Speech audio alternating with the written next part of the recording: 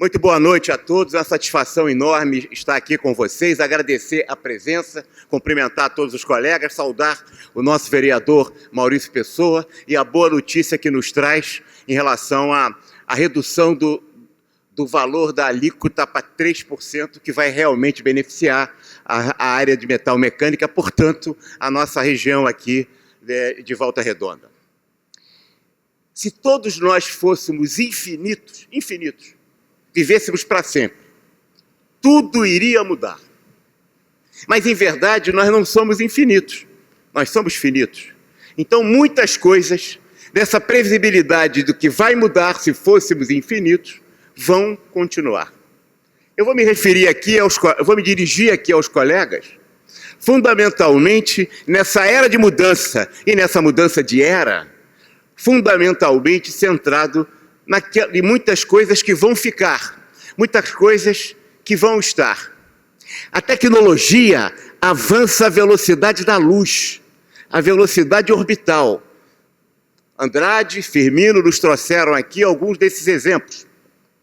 Só que a mentalidade que viceja no mundo das suas organizações, das minhas organizações, das nossas organizações, é a mentalidade do carro de boi.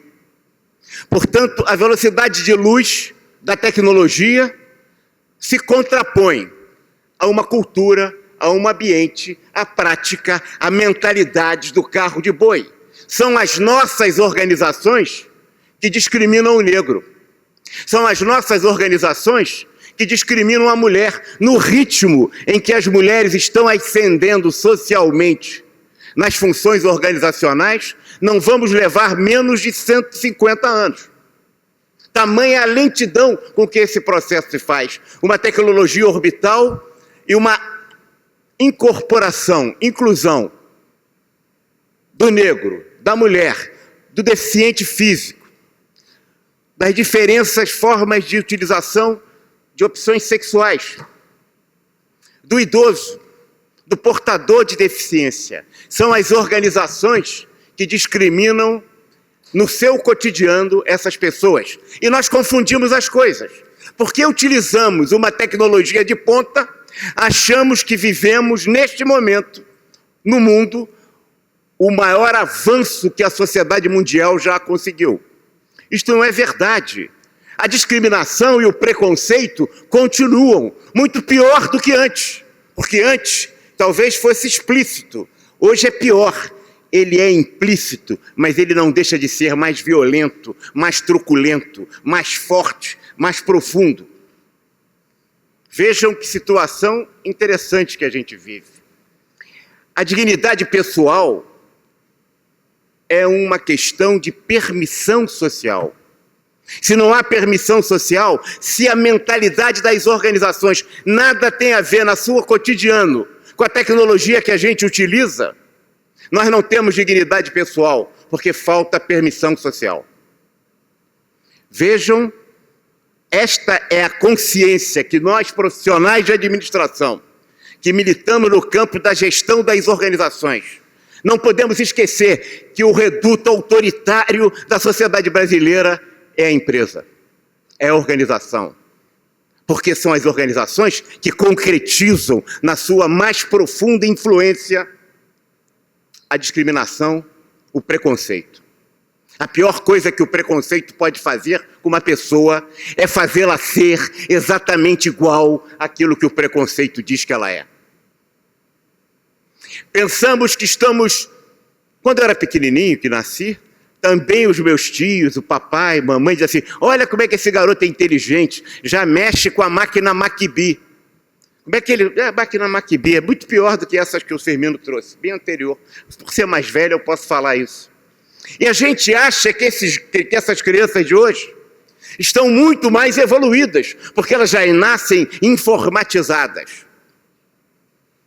Todas as gerações falavam isso de seus filhos, porque a gente esquece que a natureza do homem é permanente e universal.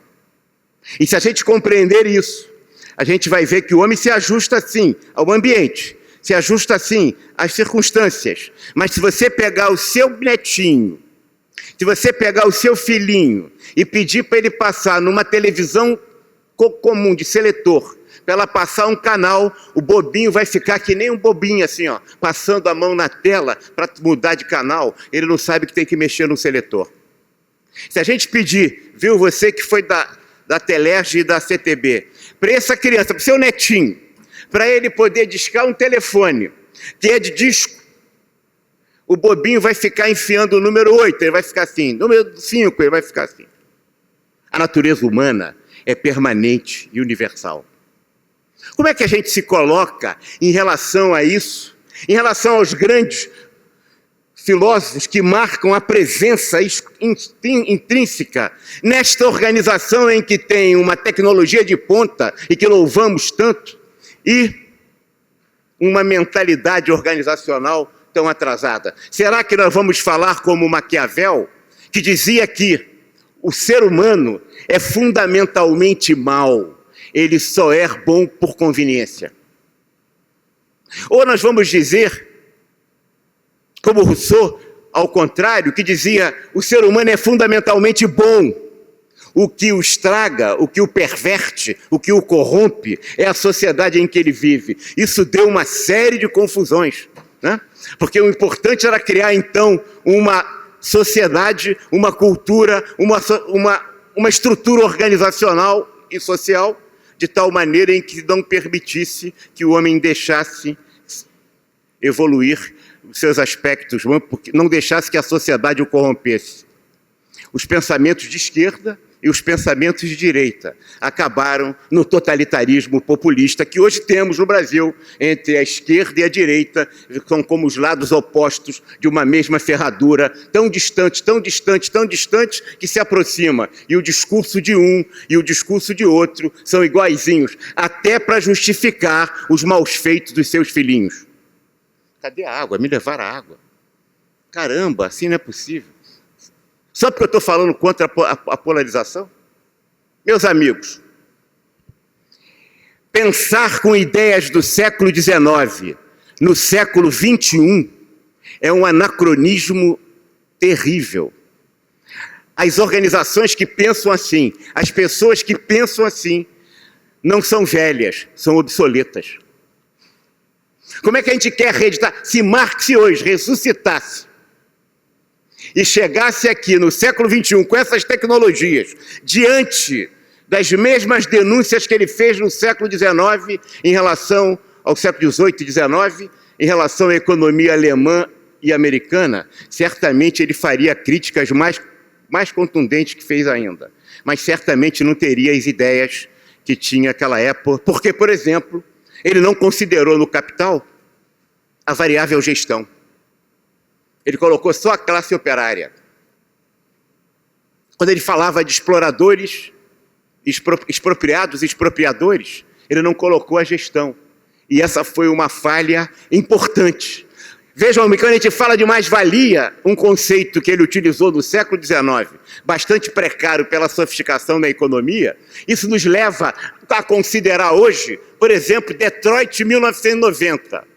Vale do Silício, 2014. Detroit, em 1990, se pegássemos as 3 maiores empresas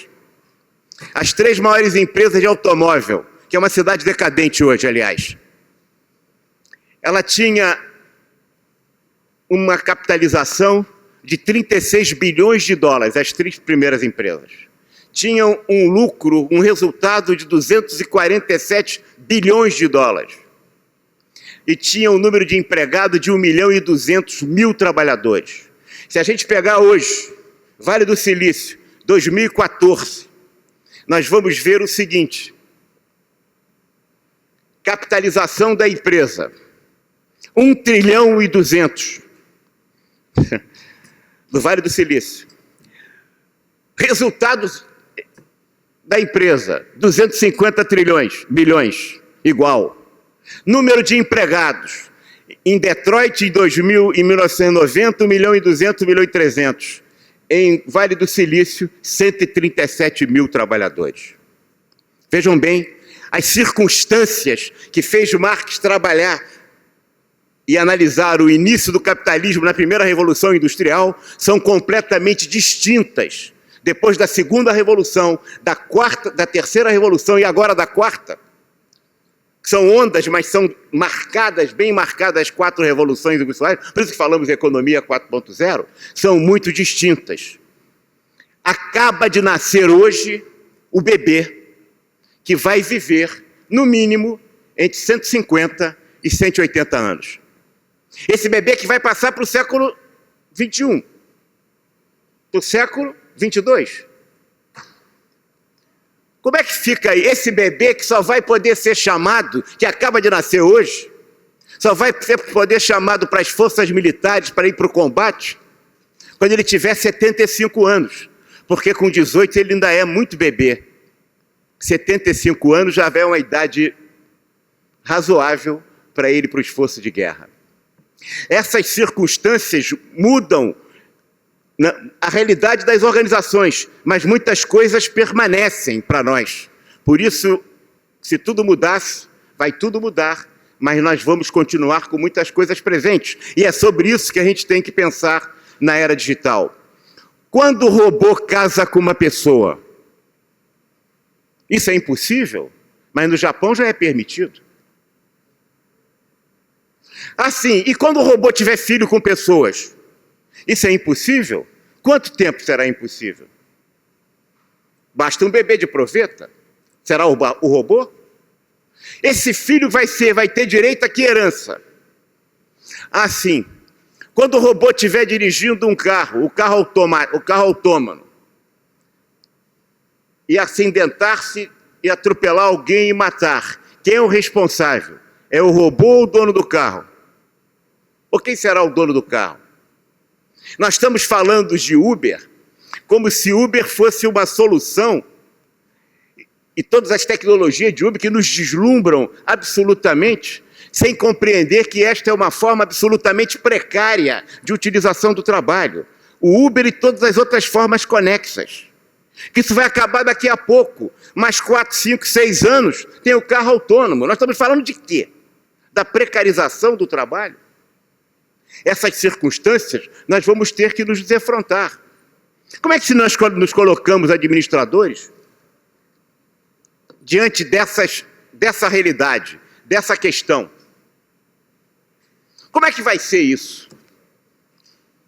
Como é que está sendo isso? Uma tecnologia que avança e uma mentalidade que está atrasadíssima. E se nós não trouxermos essa mentalidade para esta realidade tecnológica, nós vamos ficar completamente atrasados. Eu fico achando muito interessante os exemplos sempre americanos. Eu estou surpreso com isso. Todos os lugares que eu vou, que se fala em digital, se fala nos americanos. Vocês estão falando dos velhinhos que estão morrendo tecnologicamente? Hoje já existe mais bilionários na cidade de Pequim do que na cidade de Nova York. E nós estamos falando de Nova York. Quem é o velhinho Steve Jobs? Por quê? A gente tem que perguntar para o coronel, presidente da Huawei chinesa, que tem a tecnologia 5G e que está instalando nas cidades chinesas. E os americanos estão para trás. Olha aí a questão básica, fundamental, que existe na realidade da sociedade mundial hoje, que implica esse confronto Truman com o presidente Xi Jinping. Nós estamos falando do Facebook, mas atendam-se, Facebook chinesa é muito maior que o Facebook e vale muito mais dinheiro. Nós estamos falando do sistema do GPS americano, mas o GPS chinês hoje já vale mais e é muito maior do que o GPS americano, o famoso GPS que a gente utiliza. Nós estamos trabalhando com conceitos obsoletos na academia e na sociedade em geral, sem compreender o processo histórico que nós estamos vivendo, sem perceber o que está acontecendo. Nós estamos vivendo exatamente, guardada a analogia, as mesmas circunstâncias que vivemos na passagem do século XIX para o século XX, em que a Inglaterra era a grande protagonista do processo internacional e que foi absolutamente superada pela Alemanha e logo a seguir pelos Estados Unidos. Isso me faz lembrar, e eu não posso deixar de compartilhar com vocês, que em 1808, o Brasil, 1808, chegava aqui a família real, fugida do lado das guerras napoleônicas. E o Brasil tinha o mesmo tamanho dos Estados Unidos, em termos de população, em termos de renda per capita. No final do século XIX, 1899, o Brasil era incomensuravelmente menor que os Estados Unidos. Apesar de termos um imperador saudado e divulgado com toda a razão, não poderia eu deixar de fazer o vereador Maurício, por ter sido aluno do Colégio Pedro II, que era tão bom que falava diversos idiomas e que gostava de bater um papo no telefone com o Grambel. Mas o Brasil continuava analfabeto. A primeira faculdade que o Brasil teve foi em 1808. Os cucarachos, que nós falamos aqui, latinos-americanos, já tinham faculdade desde o século XVI. Significa 1500 e pouco. A primeira universidade que o Brasil teve foi só no século XX, ontem, e precisava se dar um prêmio de doutor honoris causa para o rei da Bélgica, que ia visitar o Brasil. Então, como é que vai dar o título de doutor honoris causa se a gente não tem universidade? Correu-se e criou-se a Universidade do Brasil, não como uma decisão da da elite brasileira, de gerar educação. Não, para atender uma necessidade de dar um prêmio a um representante do rei da Bélgica. E criou-se a Universidade do Brasil, hoje a Universidade Federal do Rio de Janeiro. Nós somos atrasados no processo de educação, não é de agora, não. É há muito tempo. Comparativamente aos países da América Latina aqui. Murilo de Carvalho gosta até de dizer, né, Wallace, que uma das razões da divisão dos países da América do Sul e América Latina é que a criação das universidades gerava pensamento próprio e de querência com as suas comunidades, que fez com que os países se dividissem. E que, diferentemente da elite brasileira, que ia para Coimbra, do Iapoque ao Chuí, e que faziam as suas farras lá com as suas capas pretas. Capas pretas, com qualquer analogia com o Suprema, será muito bem-vindo. E que voltava para o Brasil e continuavam mandando, deixando a nossa sociedade analfabeta. Se nós estamos falando que Revolução 4.0 é conhecimento, é cognição, basicamente, e Firmino explicou isso bem fortemente, como é que nós estamos falando em conhecimento em que o Brasil forma quantidades de analfabetos funcionais, que se formam e não sabem interpretar um texto?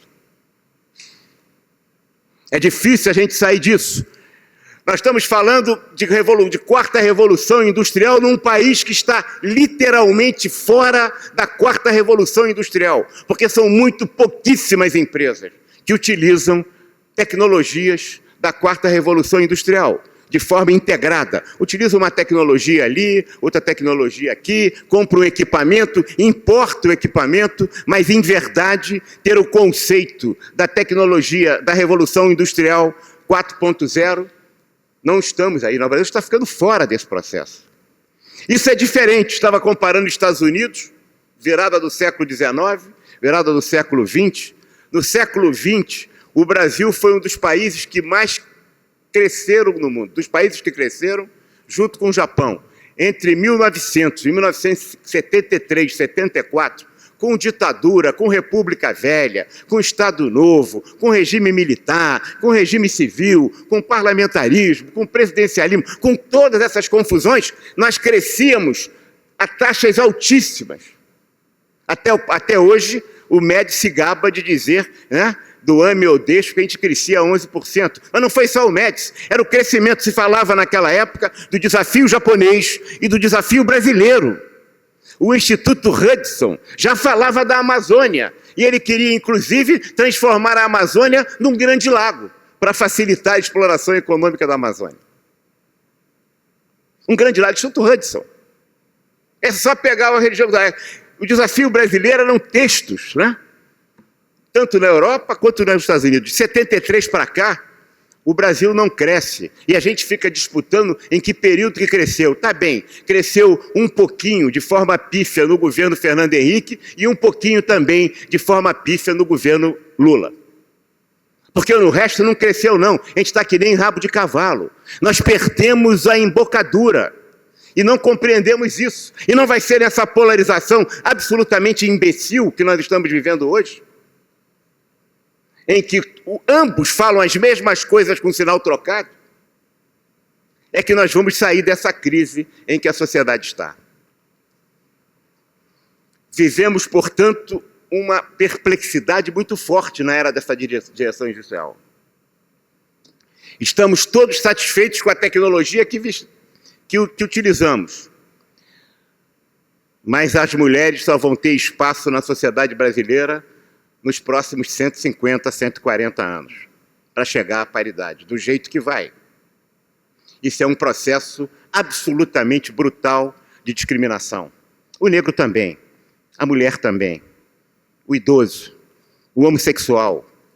Essa é uma sociedade que efetivamente faz esta ruptura. Estamos falando, administrar, portanto, significa tomar decisões. Administrar também significa que a gente compreenda o meio ambiente em que estamos.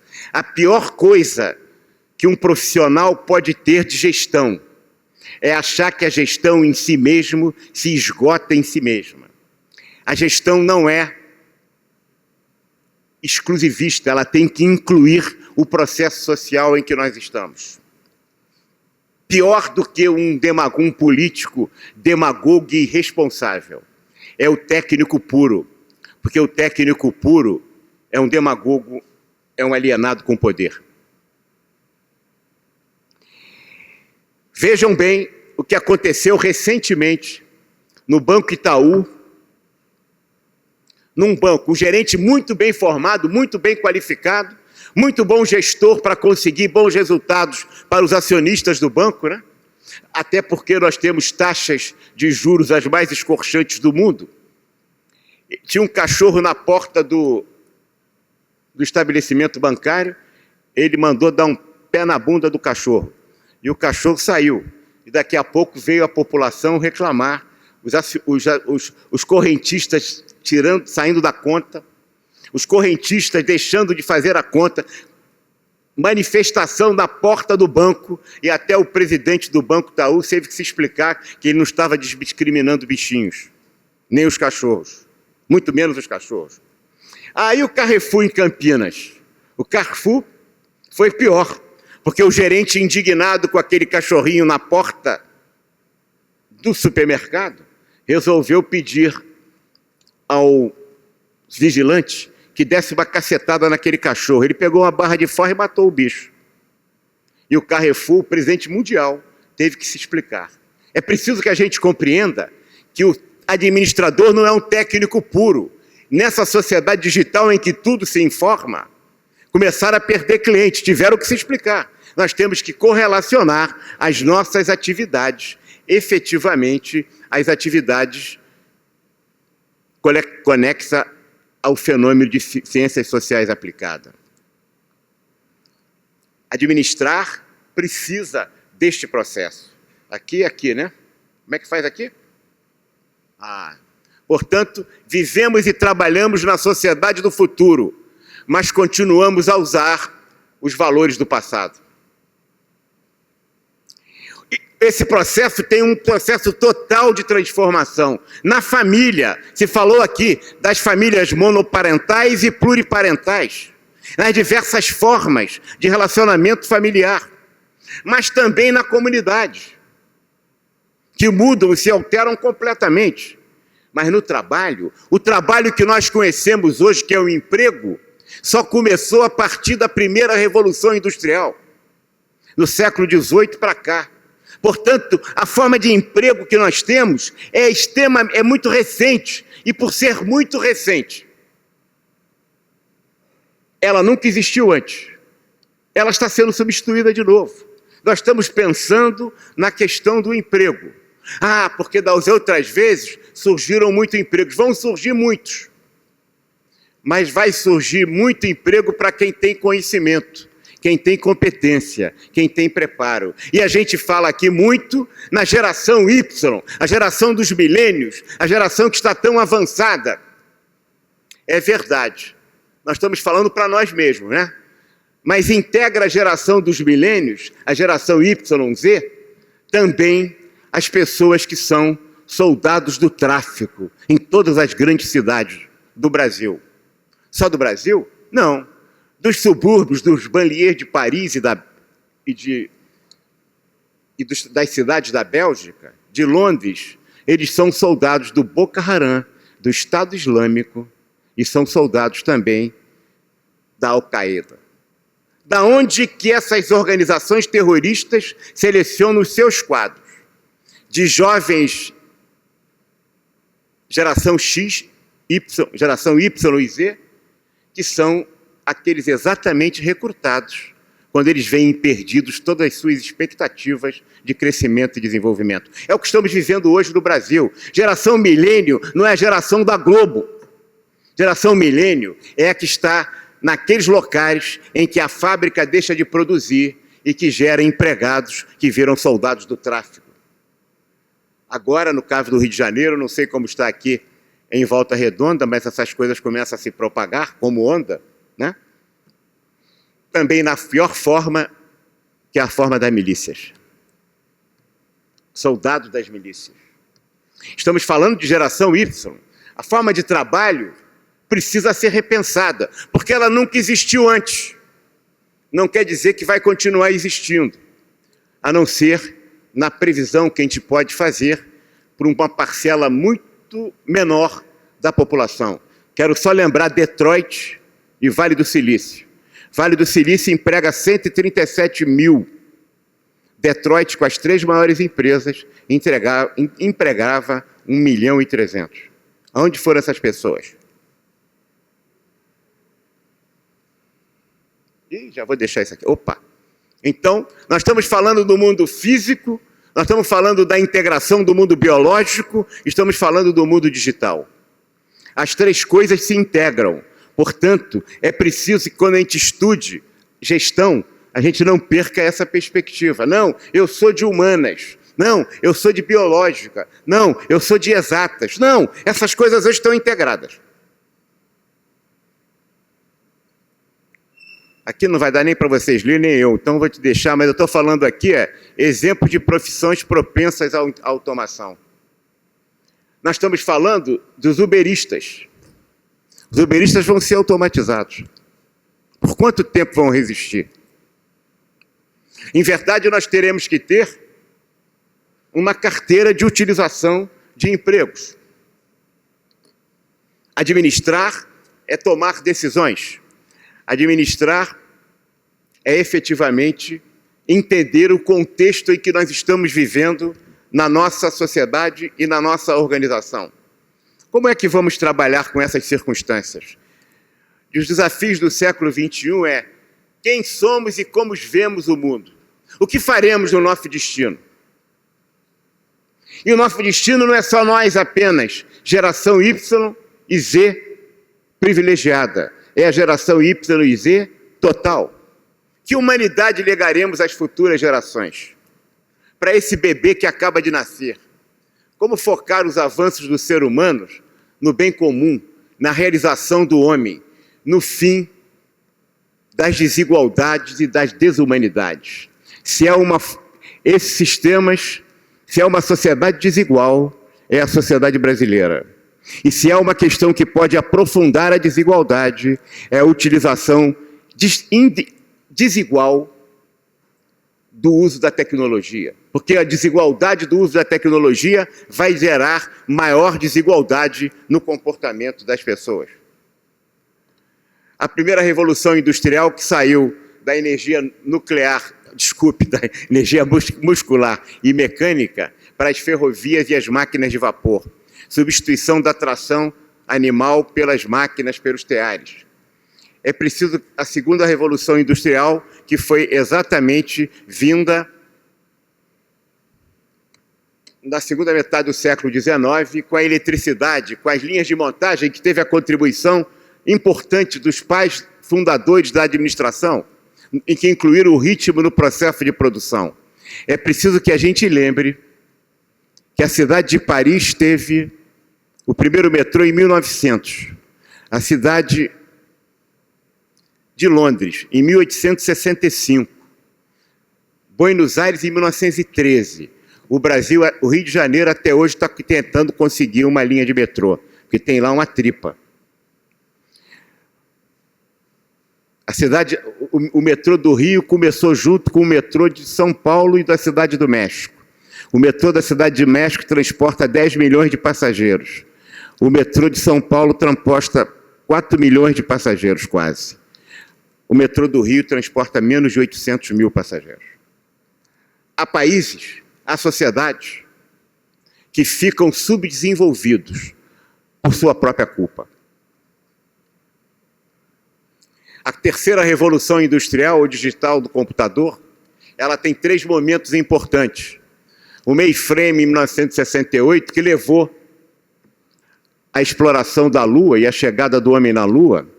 É preciso que a gente lembre nisso. Depois o computador pessoal em 1970 e 1980, e depois a internet em 1990. Quando o Bill Clinton chegou à Casa Branca e começou a namorar a Mônica Lewinsky, ele não tinha internet ainda, 1993. Vejam como é que isso é recente. Sei que os jovens aqui vão perguntar como é que alguém podia conviver e viver sem ter internet. A quarta revolução industrial, que ela soma tudo isso, o digital, é ubíqua, porque ela está em todos os lugares, em todos os momentos, porque ela tem sensores cada vez menores e cada vez mais baratos. A gente tem um supercomputador no nosso bolso, no nosso smartphone, a inteligência artificial, as aprendizagens da máquina e a consciência do computador. E é aqui que eu quero, basicamente, encerrar para vocês. Estava falando dos animais. Se descobriu sobre os animais hoje, nos últimos 14 anos, mais do que tudo que se descobriu até os últimos 14 anos. E cada vez mais isso é crescente. Hoje há uma lei na Suíça em que você não pode matar de forma desumana para consumo as lagostas. Você não pode tirar a lagosta do seu ambiente, colocar numa água, num gelo, e depois tirar a lagosta gelada viva e colocar na água fervente, para ela ficar uma lagostinha bem deliciosa. Isso na Suíça hoje é proibido, por lei. Quando é que será proibido hoje? Na Índia, hoje está proibido prender aves em gaiolas. É crime. Vejam que a consciência humana está mudando. Isso vai ter circunstâncias cada vez mais diferenciadas em relação às nossas e à nossa legislação. A gente não tem essa legislação ainda. A gente fala que vai ter essas legislações. Já tem alguma pouca coisa, mas muito pouco. Portanto, a questão dos direitos animais, porque ele tem sentimento, emoção e, portanto, tem direitos que lhe são fundamentais, que tem que estar acabando a exclusividade humana, como se ele fosse apenas o proprietário de toda a dignidade. A gente está esquecendo, na consciência do computador, é que eu estou me referindo ali. Não chega lá, não. Não chega. Consciência do computador. Quando o computador tiver consciência, como é que vai ser isso? Quem assistiu o filme Odisseia no Espaço, 2001, Odisseia no Espaço, e aconselho vocês a assistirem esse filme, vocês vão ter a ideia de que quando o computador toma consciência, ele domina. Isso gerou, e é um filme que vale a pena ser visto ainda, apesar de ter 50 anos, porque ele inventa e inova profundamente na tecnologia cinematográfica e também nas reflexões em ficções que são presentes hoje. Se vai ter aprendizagem da máquina na hora que ela tiver consciência, pode ser que um ser tecnológico, eu sou um ser tecnológico, eu chegue para você e digo assim, prove que você pensa, prove que você é humano, prove que você é sentimento, porque eu, ser tecnológico, penso, tenho sentimento e tenho consciência. E a hora que tiver isso, como é que se coloca isso? A gente vai se dar isso. As pessoas que estão preparadas aqui, que vão viver mais de 100 anos, bem mais, como é que se colocaremos diante disso no mundo das organizações e no universo da sociedade?